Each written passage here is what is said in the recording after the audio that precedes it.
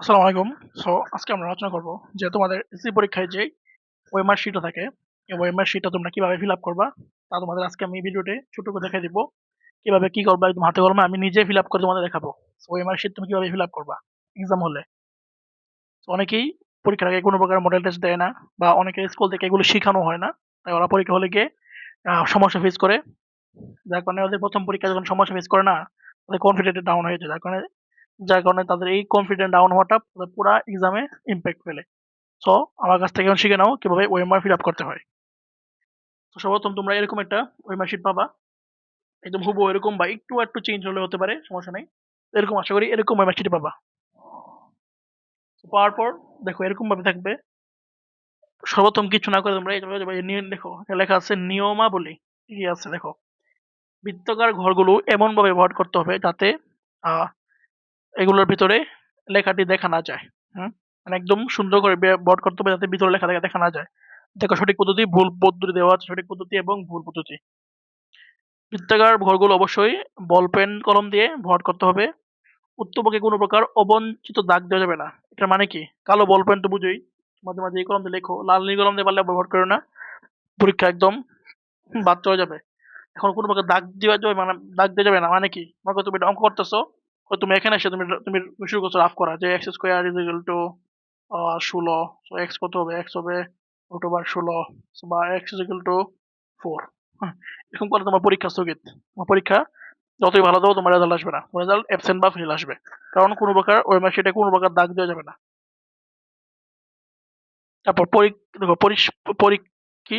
কি বলছে, পরিষ্কার পরিচ্ছন্ন ও বাজবিহীন উত্তরপত্র মেশিনে মূল্যায়নের জন্য অপরিহার্য। তুমি পারলে এবার এই ওয়েমারটাকে এরকম ভাঁজ টাজ করে ফেলো না, কারণ তোমার যে মেশিন ভিতরে যেই পাঠানো হয় এটা দেখে ওরা স্ক্যান করে দেখে তোমার কয়টা এমসিকিউ হয়েছে, তো তোমার স্ক্যান করতে পারবে না, ভুল ভাল রেজাল্ট আসবে। তারপর দেখো সেট কোড না লিখলে এবং মৃত্যুবরণ না করলে উত্তরপত্র বাতিল হবে। হ্যাঁ, আমি আসতেছি, এগুলো তো মাথায় রাখো, এগুলো করতে হবে। সর্বপ্রথম তুমি মনে করো, আমি তোমার সাথে এক্সামে বসলাম, সর্বপ্রথম আমি এটা পাইলাম। তো এখানে মনে করো তোমাদের 202 থাকবে, তোমার 26 যেহেতু তোমরা এখানে জাস্ট 6 বসে দিবা, 2026 শেষ। তারপর নিচে আসবা, দেখো উত্তরপত্রের নির্ধারিত স্থান ব্যতীত কোনো কোনো অবঞ্চিত দাগ দেওয়া বা কোনো কিছু লেখা যাবে না, আগেই বলছি। তো তুমি আসবে রোল নাম্বারে। হ্যাঁ, এখন তো তোমার রোল নাম্বার একটু ঝাপসা, সরি, বুঝে নিও।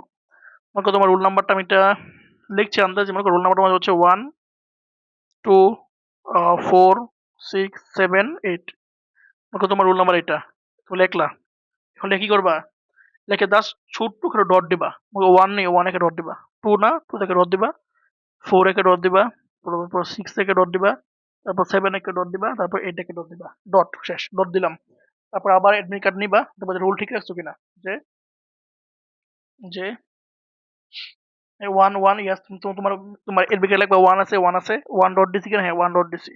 টু আছে, টু আছে, হ্যাঁ টু ডট দিছি কিনা, ডট দিছি। Four four, six six, seven seven, eight eight, ঠিক আছে, আমাদের রুল নাম্বার লেখা ঠিক আছে। এখন জাস্ট কি করবো, বৃত্ত বট করে দিব। ওয়ান ওয়ান বট করবো, দুই দুই বট করবো, তারপর চার, এরকম বট করতে হবে যে ভিতরে সাদা অংশ দেখা না যায়। ফোর ফোর বট করবো, সুন্দর করবো আর কি। আমাদের স্কিন তো, তাই একটু বট করতে একটু সমস্যা হচ্ছে, অত খাতা বানায় তোমার ওই মার্কশিট না। তারপর সিক্স সিক্স বট করবা, তারপর সেভেন, তারপর এইটে এইটে বট করবা। মনে করো তুমি শেষ, তোমার ওই মার্কশিট শেষ। এখন সেম ভাবে তোমার রুল নাম্বার শেষ, সেম ভাবে তোমার একটা রেজিস্ট্রেশন নাম্বার থাকবে, এটাও তুমি সেম ভাবে ভট করবা। ঠিক আছে, সেম ভাবে সেম টেকনিক, আগে ডট দিবা তারপর ভট করবা। এখন তোমার যে প্রশ্ন থাকবে যে প্রশ্নটা, তোমার এমসিকিউ প্রশ্ন, মনে করো তোমার এমসিকিউ প্রশ্নটা দেখবে এখানে পাশে একটা সেট কোড লেখা থাকবে, মনে করো আমার সেট কোড খ লেখা, পাশে একটা সেট কোড লেখা থাকবে, খ লেখা, এই খটা তুমি লিখবা, সেট কোড খ লেখা, হ্যাঁ বুঝতে পারছি। এখানে এসে তুমি এই সেট কোড লিখবা যে খ, খ, এই খটা, এই খটা এখানে কি করবা, ভট করে দিবা, শেষ।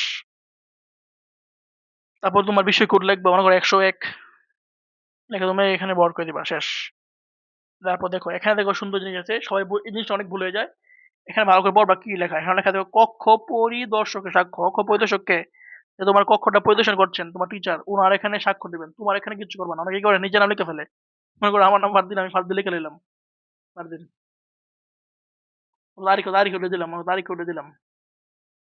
তো কি, তোমার টিচার তোমার কি করবে? তারিখ তো ঠিক আছে, তুমি লিখে দিছো, কিন্তু টিচার কই সাইন করবে? তো এই ভুলটা করা যাবে না যে এখানে তোমার কিছু না, এখানে টিচার করবে। তো টিচারের সাইন এবং টিচার তারিখ লিখে দিবে। পক্ষ পরিদর্শক স্বাক্ষর, মানে টিচার যিনি গার্ড দিচ্ছেন উনি এখানে কাজ করবে।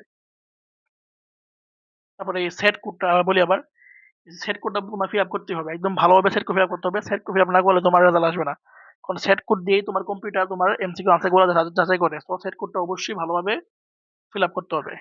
সেটা হচ্ছে আমাদের ওএমআর। তারপর ধীরে ধীরে এগুলা ফিল আপ করবা, আর কিছুই না। এখন মনে করো ফিল আপ করতে গিয়ে ভুল হয়ে গেল, মনে করো ভুল হয়ে গেল, মিস্টেক, মিস্টেক হয়ে গেলে আমরা কি করবো? মিস্টেক হয়ে গেলে আমরা কি করবো? মিস্টেক হয়ে গেলে কি করবো? মিস্টেক হলে কি করবো? মনে করো মিস্টেক হয়ে গেছে, মনে করো মিস্টেক হয়ে গেছে, দেখো ১ ২ ৪, হ্যাঁ ৪, মনে করো আমি ৪ দাগাইতে গিয়ে ভুলে ৫ দাগায় ফেললাম। ৫ কই গেল? ৫ এই ৫ দাগায় ফেললাম, ৪ ৫, ৫ দাগায় ফেলছি। ৪ দাগাইতে গিয়ে ভুলে আমি ৫ দাগায় ফেলছি। এখন আমি কি করবো? ফার্স্ট অফ অল প্যানিক করা যাবে না। অনেক করে প্যানিকে কান্নাকাটি শুরু করে, যার কারণে পর পুরা এমসিকিউ মারা খেয়ে যায়। সো প্যানিক হওয়া যাবে না। জাস্ট দাঁড়াবা, দাঁড়ায় টিচারকে বলবা যে আমি এই ভুলটা করেছি। তোমার টিচার তোমাকে বলবে কোনো সমস্যা নাই, যেটা সঠিক দাগায় দাও ৪। আবার তুমি মনে করো তোমার সঠিক ৪ কে তুমি ভুলে ৫ দাগাইছো, তো তোমার সঠিক দাগায় দিবা ৪, আবার ৪ এ বট করে দাও, শেষ। তোমার সমস্যা নাই, তুমি সঠিক দাগাই দিছো মানে তোমার রেজাল্ট আসবে। সো হয়ে গেছে, তুমি ভুল করছো আর এটা সঠিক করার উপায় নাই। একটা উপায় যেটা সঠিক, এটা দাগাই দিবা, তোমার রেজাল্ট আসবে। আর টেনশন করার প্রয়োজন নেই। এটা হচ্ছে মূল। ভুল করলে কি করতে হবে আর তুমি কিভাবে কি করবা। সো মিস্টেক ওই করবা, প্যানিক করবো না, ডোন্ট প্যানিক,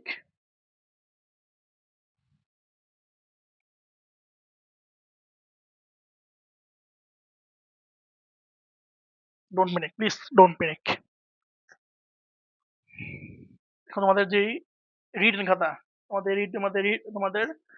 রিটেন খাতার উপর মলরটা এরকম থাকবে। তো এটা তুমি ফিল আপ করবা। দেখো শুরুতে তোমার সামনে আসবে যে মাধ্যমিক কোন পরীক্ষা, তোমার এসএসসি পরীক্ষা, এসএসসি পরীক্ষা এটা টিক দিবা। কি কলম দিয়ে? কালো কলম দিয়ে। তো টিক দিলাম। 2026 সেম। দেখো কোন পরীক্ষা? এসএসসি পরীক্ষা। গুলো মানে গুলো করবা। তারপর সেভাবে রোল নাম্বার লিখবা, রেজিস্ট্রেশন নাম্বার লিখবা, বিষয় কোড লিখবা। আগে ডট দিবা, তারপর ফিল আপ করবা। তারপর দেখো অতিরিক্ত উত্তরপত্রের সংখ্যা মানে কি?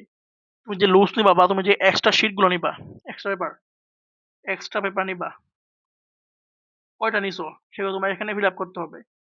এক্সট্রা পেপার ফিল আপ করবা। মনে করো তুমি ২টা নিছো, ০ ২ করবা, এখানে ০ ফিল আপ করবা, এখানে ২ ফিল আপ করবা, ০ ২। এখন এটা কারণ, এটা প্রয়োজন কি ফিল আপ করার, মানে কারণ কি? মনে করো কোনো কারণে তোমার যেই এক্সট্রা শিট গুলো এগুলা ছিঁড়ে গেছে বা হারাই গেছে খাতা নিয়ে আসার সময়, কতবার অ্যাক্সিডেন্ট, তখন টিচাররা বুঝবে যে এই ছেলেটা লেখছে, দেখেন ২টাও ফিল আপ করছে, মানে ও ২টা একটা শিট নিছে। আমাদের মিস্টেকের কারণে তোমার এটা হারাই গেছে। তোমার টিচার তোমাদের আন্দাজ করে ভালো মানে একটা নাম্বার দিয়ে দিবে। তো এরকম হয় না, যদি হয় অবশ্যই এটা করতে হবে। সেফটির জন্য এটা করতেই হবে। বাই চান্স হারাই গেলে ওরা বুঝবে যে আরে এই ছেলেটা দেখছে কিন্তু হারাই গেছে। সো মাথায় রাখবে এগুলা। আর এইখানে দেখো, এই যে এটার নিচে, এই যে এটার নিচে এগুলো তোমার কোনো কাজ নাই, এগুলো তুমি দেখবাই না, এগুলো তোমার টিচাররা, তোমাদের যিনি তোমাদের খাতা দেখবেন, নাম্বার দিবেন, উনি এখানে ফিল আপ করবে। এখানে তোমার কোনো কাজ নাই, এখানে তোমার কোনো কাজ নাই, নো কাজ। That's it. এইভাবে তোমরা মূলত ওএমআর ফিল আপ করবা। তোমাদের অনেক অনেক শুভকামনা পরীক্ষার জন্য। এই ক্লাসটা অবশ্যই তোমার ফ্রেন্ডদের সঙ্গে শেয়ার করবা, যাতে ওরাও শিখতে পারে যে কিভাবে ওএমআর ফিল আপ করতে হয়।